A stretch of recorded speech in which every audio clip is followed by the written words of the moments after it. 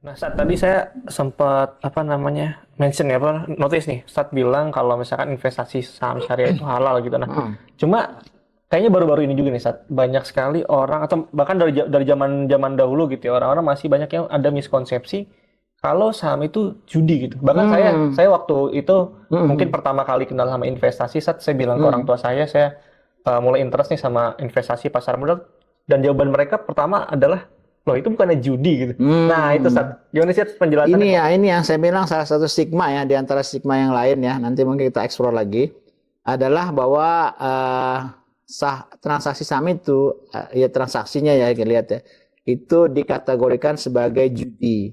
Mungkin itu terlalu cepat mengambil konklusi ya. Orang tuh nggak bisa juga kalau bilang judi tanpa mengerti judi itu apa gitu kan. Kalau judi itu by definition itu secara definisi judi itu artinya taruhan.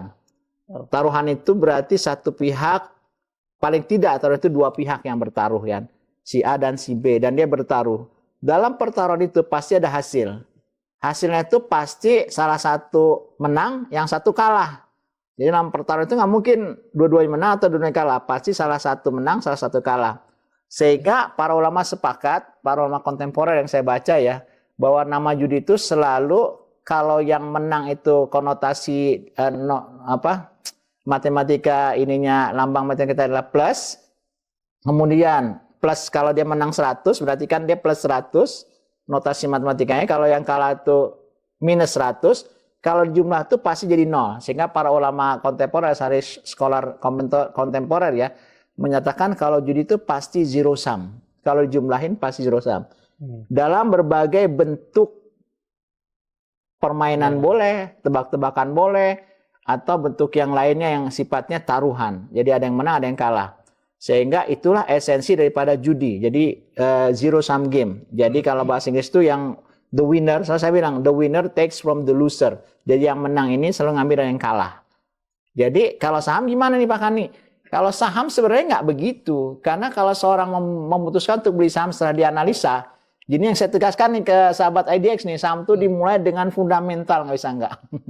Kalau teman-teman IDX investasi saham tanpa mengerti saham itu apa, tuh masuk dalam konotasi goror dalam bahasa fikirnya. Jadi nggak jelas dia masuk. Menarik nih, Ustaz. Jadi goror, Itu fundamental. Jadi yang mulai invest itu harus dan wajib mengerti fundamental dari perusahaan itu, walaupun mungkin nggak terlalu dalamnya. Dia bisa baca research report, dia bisa baca media lain yang dapat memberikan gambaran bahwa saya mau invest saham ABCD ini, sahamnya oke nih.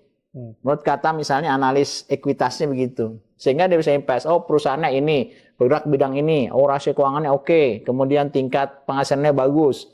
Nah, baru dia decide, dia memutuskan untuk beli saham itu. Kalau dia tiba-tiba invest di saham dengan omongan orang atau orang, oh saham ini bagus nih, lagi rame, lagi seru nih di bursa. Kemudian dia masuk, maka itu masuk dalam konotasi dia tidak mengerti apapun yang saham itu masuk dalam konotasi goror. Goror itu bahasa Inggris uncertainty, bahasa Indonesia nggak jelas. Jadi kalau tanya lo beli saham apa? Wah, pokoknya sahamnya lagi rame. Ah itu jadi goror tuh, karena dia nggak ngerti fundamentalnya.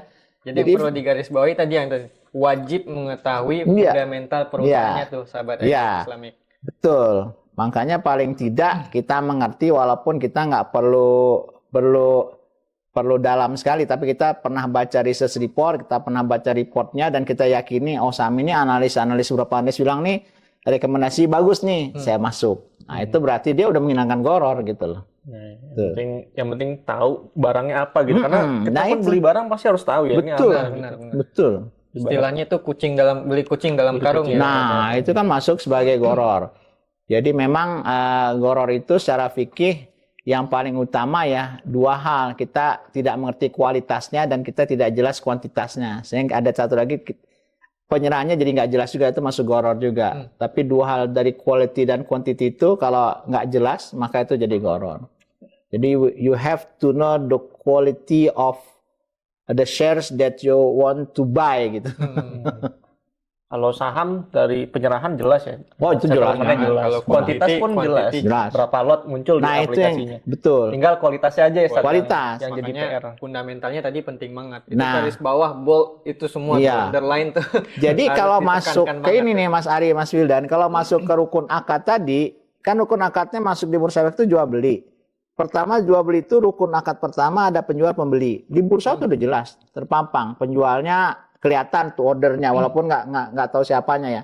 Kemudian yang mau beli udah kelihatan dia menaruh namanya order untuk bid ya. Kalau yang mau jual order untuk offer ya. Kemudian kuantitinya jelas berapa lot yang dia beli kan.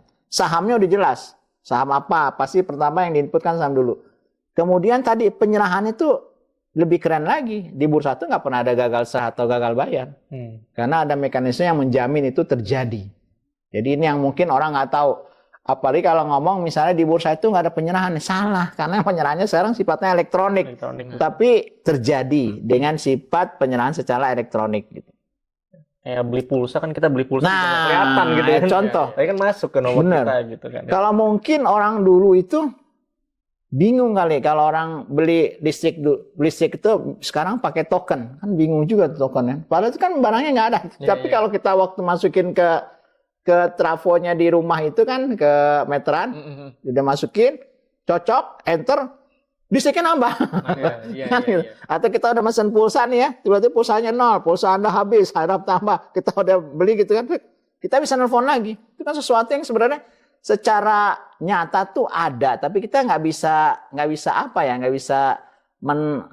melihat secara seperti dulu gitu. Jadi emang barang-barang seperti itu sekarang udah banyak. Termasuk saham sekarang tidak ada yang bersifat lembaran atau skrip kayak dulu. Sekarang saham itu semua elektronik. Gitu. Bahkan sekarang apalagi kita sekarang orang bayarnya sekarang kan tinggal ngetap aja kan. Jadi elektronik tidak menghilangkan esensi sah barang itu ya. Betul. Oke. Berarti digital nggak ada isu di sana? Nggak ada isu digital. Digital nggak ada isu. Baik. Karena the way we do transaction depends on the development of the community. Jadi kalau komunitas memang bertambah canggih ya mungkin makin canggih caranya lah dengan tap. Mungkin kalau sekarang di kita belum ada ya, kalau bayar tol itu kan cukup udah di tap dari atas dia lewat gitu kan. Ya, perlu tap. Namanya apa tuh? Saya lupa. Saya juga lupa. Sedang dikembangkan itu saya baca-baca. Iya, kalau kayak negara maju kan gitu. Dia di pintu tol itu udah nggak ada dia langsung lewat. Katanya begitu. Ya, berarti terjawab ya sahabat Ade Islami kalau saham sama judi itu beda. Kadang kalau sekarang itu malah lebih ketukarnya gara-gara ini slot sama lot. Nah, ini sering banget ini kalau slot saya sih orang zaman dulu slot itu kan buat judi ya. Iya, makanya itu yang awal. Kalau kita lot itu satuan perdagangan. Perdagangan di bursa. Di bursa. Orang ketukaran di situ. Oh, main slot ya. Gitu. Kadang-kadang gitu. Iya, itu yang kadang-kadang kita nggak kurang bisa membedakan.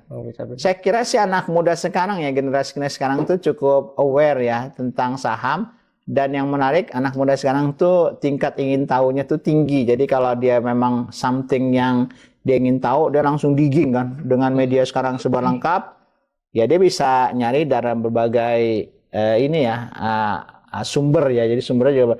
Cuma memang nanti kalau ingin nyari sumber yang benar ya pertama, karena di Bursa Indonesia itu ada IDX Islamic, cari situ first sources di situ tuh. Dan fatwa-fatwa SN, OJK. Jangan cari sumber lain yang nggak jelas gitu. Dari kalau kita membuat fatwa tuh DSN jelas ada dalil-dalilnya dan mengquote beberapa pendapat ulama ya. Gitu. Jadi insya Allah sih DSN sudah mengeluarkan banyak fatwa terkait dengan saham.